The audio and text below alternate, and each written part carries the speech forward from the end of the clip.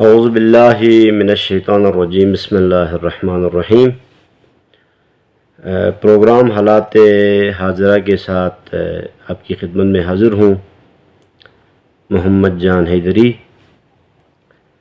آج کے پروگرام میں ہم اوورآل گلگت بلتستان کے دو اہم ایشوز کے حوالے سے بات کریں گے، اور یہ انشاءاللہ ہمارا سلسلہ وار پروگرام ہر اتوار کو اور ہر جمعے کو جاری رہے گا۔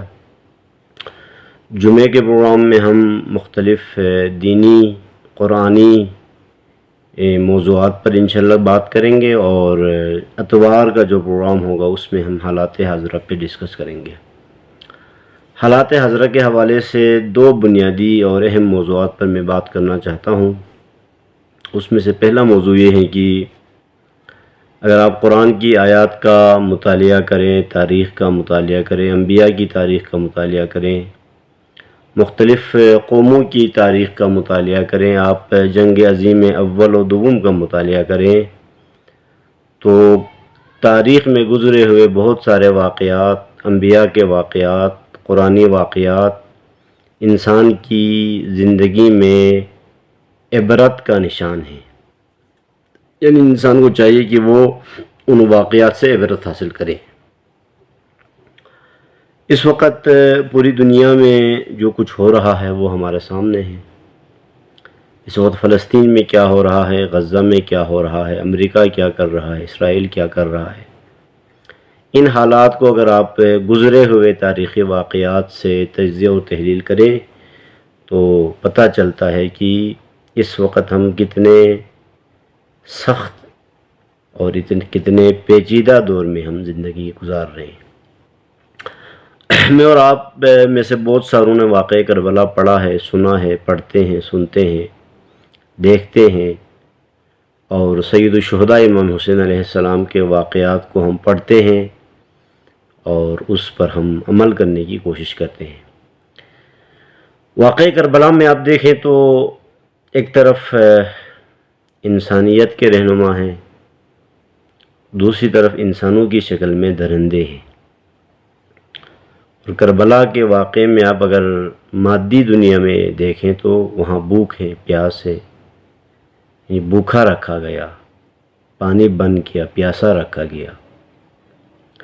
اسی طرح آپ تاریخ میں پیغمبر اکرم صلی اللہ علیہ وآلہ وسلم کی ابتدائی زندگی کا مطالعہ کریں، شعب ابو طالب کا، تو وہاں پہ بھی اقتصادی بائیکاٹ ہے، بھوکا رکھا گیا، پیاسا رکھا گیا۔ آج اگر آپ دیکھیں تو دنیا اتنی منافقت سے بھر گئی ہے، بعض دفعہ ہمیں علم سے نفرت ہوتا ہے، ٹیکنالوجی سے نفرت ہوتی ہے، سائنس سے نفرت ہوتی ہے، ترقی سے نفرت ہوتی ہے، کہ یہ سارے جتنے بھی اس وقت ظلم و ستم کر رہے ہیں غزہ میں، فلسطین میں، بے بس لوگوں پر، لاچار لوگوں پر، بے گھر لوگوں پر، انہیں بھوک سے مار رہے ہیں، انہیں پیاس سے مار رہے ہیں۔ اور ان سب کا دعویٰ کیا ہے؟ ان سب کا دعویٰ یہ ہے کہ یہ انسانیت کے پیشوا ہیں۔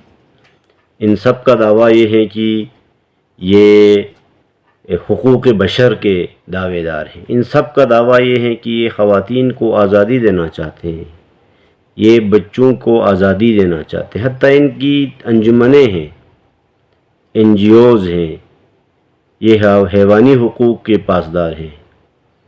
یہ نجس ترین جو حیوان ہے، کتے کے حقوق کے لیے سیمینار رکھتے ہیں، لیکن مقام عمل میں اگر آپ دیکھیں، منافقت کی انتہا دیکھیں تو فلسطین میں لوگوں کو ان کے گھر سے بے گھر کر کے، ان کو مار کے، خواتین کو مار کے، بچوں کو مار کے وہ ایک انٹرنیشنل پارک بنانا چاہتے ہیں غزے کو۔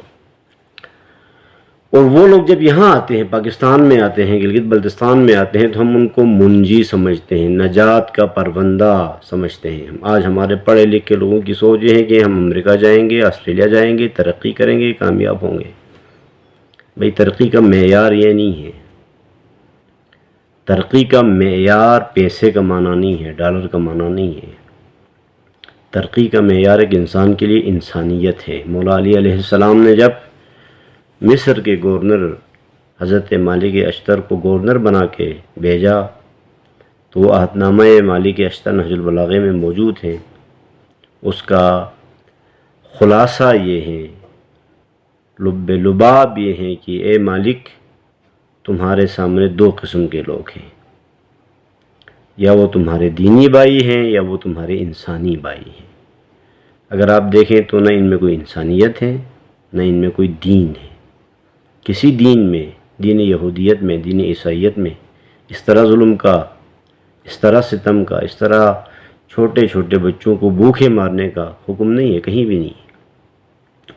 تو گلگت بلتستان کے معروضی حالات کے تناظر میں اگر آپ دیکھیں تو اس وقت معاہدوں پہ معاہدے ہو رہے ہیں۔ یہ جو اس وقت گلگت بلتستان کی حکومت ہے، گلبر حکومت، ایک بالکل ان پڑھ شخص کو لا کے ہمارے اوپر مسلط کیا گیا ہے، اور پڑھے لکھے دانا جو قومی سوچ کا مالک تھا اس کو حکومت سے اس کی حکومت گرائی گئی، پھر اس کو نااہل کیا گیا۔ پھر جب اس نے دوبارہ ان کے والد صاحب نے الیکشن لڑی تو آج تک وہ سیٹ کا پتہ نہیں ہے۔ یعنی انتہائی ایک جنگل کا قانون ہے، اس سیٹ کا ہی پتہ نہیں ہے۔ وہ جیتا تھا، ان کے والد صاحب جیتے تھے، خالد خورشید کے والد صاحب، نہ اس کے رزلٹ کا پتہ ہے، نہ اس سیٹ کا پتہ ہے، نہ اس حلقے کو گزشتہ 2-2.5 سالوں سے محروم رکھا ہوا ہے۔ اس حکومت کو کچھ ٹاسک دے کے لائے تھے۔ یہ ہاسپٹل میں بیمار تھا، اس کو ہاسپٹل سے بیماری کی حالت میں ایک پریس کانفرنس کروائی جاتی ہے، اور ایک دہشت گرد ایریے کو انہوں نے بڑا امن کا گہوارہ بنا کے پیش کیا۔ ہماری تاریخ میں ایک چیز کلیئر ہے کہ گلگت بلتستان کے اضلاع میں دیامر سے زیادہ دہشت گردی کہیں نہیں ہوئی ہے۔ پرسنل مسائل کے اندر آپ دیکھیں، فیملی مسائل کے اندر دیکھیں، قتل و غارت عام، اور جو واقعات تاریخ میں ہوئے وہ ایک الگ باب ہے۔ تو اس حکومت کو کیوں لایا گیا؟ یہ کچھ لٹیروں کی حکومت ہے، اور انتہائی غیر سنجیدہ، مفاد پرست، جن کے اندر عزت غیرت نام کی کوئی چیز نہیں ہے، ایک ایسے ٹولے کو وہاں پہ جمع کیا گیا۔ پہلے لینڈ ریفارم کے نام پر ہماری زمینوں کا سودا کیا گیا، اس کے بعد اب معدنیات بل کے ذریعے سے ہماری پہاڑوں کا سودا ہونے جا رہا ہے۔ اور پاکستان میں جو مسلط کردہ حکومت ہے، جو جیتی ہوئی نہیں ہے، کسی بھی حلقے میں وہ جیتے ہوئے نہیں ہیں، انتخابات میں جو عوامی حق تھا اس کو ختم کر کے جو مسلط کی گئی حکومت ہے، اس کے ذریعے سے ابھی حال ہی میں آپ نے دیکھا کہ وہ امریکہ میں جا کے معاہدے کرتے ہیں، اور گلگت بلتستان کے پہاڑ امریکہ کے حوالے کرنے جا رہے ہیں۔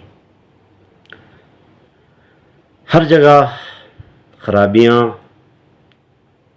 اپنے کرتے ہیں تو غیر مسلط ہو جاتے ہیں۔ غزہ کی تاریخ اٹھا کے دیکھیں، فلسطین کی تاریخ اٹھا کے دیکھیں، جہاں جہاں ایسا ہوا ہے، جہاں اپنے کچھ خیانت کار مادہ پرست لوگ سامنے آئے ہیں تو غیر آ کے اس پر مسلط ہوا ہے، قابض ہوا ہے۔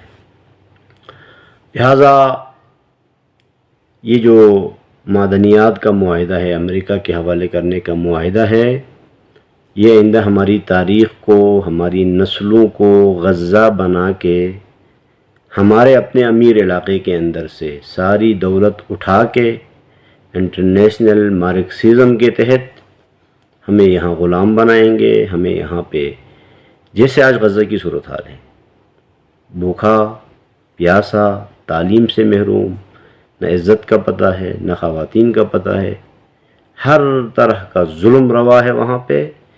تو اس طرح کی سازشوں کا یہ پہلا قدم ہے۔ لہٰذا گلگت بلتستان کے باشعور لوگوں کو، غیرت مند لوگوں کو، دیندار لوگوں کو، یہ علاقہ ہمارا اپنا ہے۔ تاریخ جانتی ہے کہ اس علاقے کو ہم نے خود، ہمارے آباء و اجداد نے یہاں سے انگریزوں کو نکالا ہے، ڈوگروں کو نکالا ہے، ہم نے آزاد کر کے پاکستان کے ساتھ الحاق کیا ہے۔ پوری تاریخ میں مجھے آپ کوئی ایک مطلب مثال نہیں دے سکیں گے کہ گلگت بلتستان کی آزادی میں پاکستان کی فوج کا کوئی کردار ہو، نہیں ہے۔ ہاں، جب ہم نے الحاق کیا، اب فوج آئی ہوئی ہے، بارڈر سنبھال رہے ہیں، لیکن اس علاقے کو ہم نے آزاد کیا ہے۔ اگر ہمیں ہماری عزتیں یہاں محفوظ نہ ہو، ہماری ناموز محفوظ نہ ہو، فیوچر میں ہمیں غزہ بنانے کا جب پلان بن رہا ہے تو اب ہمیں خاموش نہیں رہنا چاہیے، کسی صورت ہمیں خاموش نہیں رہنا چاہیے۔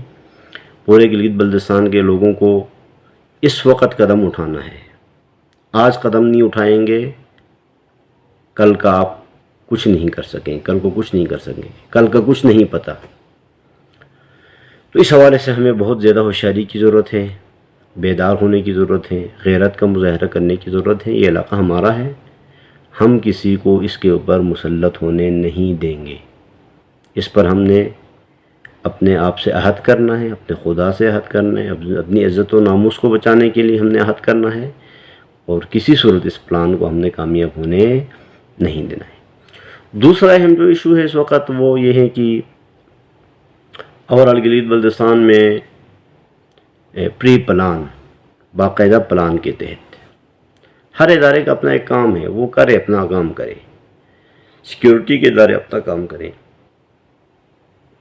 جو دیگر ادارے ہیں وہ اپنا کام کریں، حکومتی ادارے اپنا کام کریں، بیوروکریسی اپنا کام کرے، اسٹیبلشن اپنا کام کریں۔ ہر ادارہ اگر اپنا کام کرے تو ملک کا نظام چلے گا، لیکن آج وہ نہیں ہو رہا ہے۔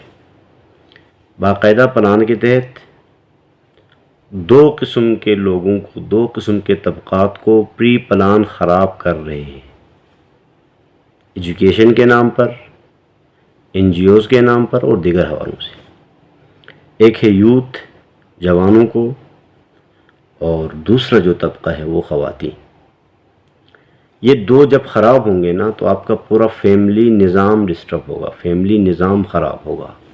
جب فیملی نظام خراب ہوگا تو پھر وہاں غیرت مند لوگ پیدا نہیں ہوں گے، وہاں بے غیرت لوگ پیدا ہوں گے۔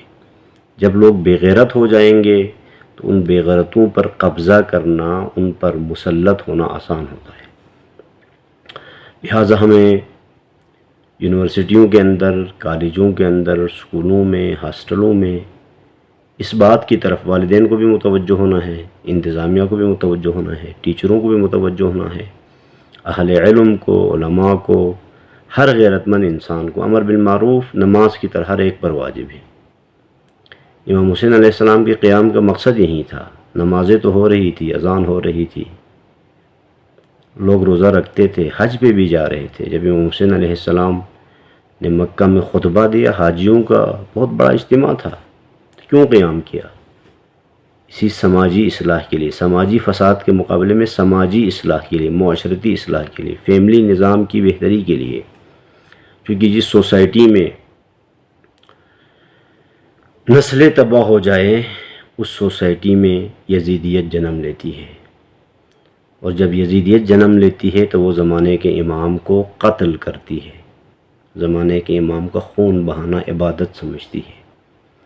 لہٰذا ہمیں اس حوالے سے بھی توجہ رکھنے کی ضرورت ہے، اور انشاءاللہ تعالی اس حوالے سے کام ہو رہا ہے، فورم بن رہا ہے۔ تو حالات حاضرہ پر ان دو اعتبارات سے نظر رکھنا گلگت بلتستان کی پوری قوم کی ذمہ داری ہے۔ ہم متوجہ ہو جائیں، ہم آگاہ ہو جائیں، بیدار ہو جائیں، شعور پیدا کریں۔ بس میں خود پڑھ رہا ہوں، خود پل رہا ہوں، میری اپنی زندگی اچھی ہے، یہ کافی نہیں ہے، بلکہ ہم نے پورے علاقے کو دیکھنا ہے۔ علاقے پہ جب بلا مسلط ہوگی، دشمن مسلط ہوگا تو پھر کوئی نہیں بچے گا۔ السلام علیکم ورحمۃ اللہ وبرکاتہ۔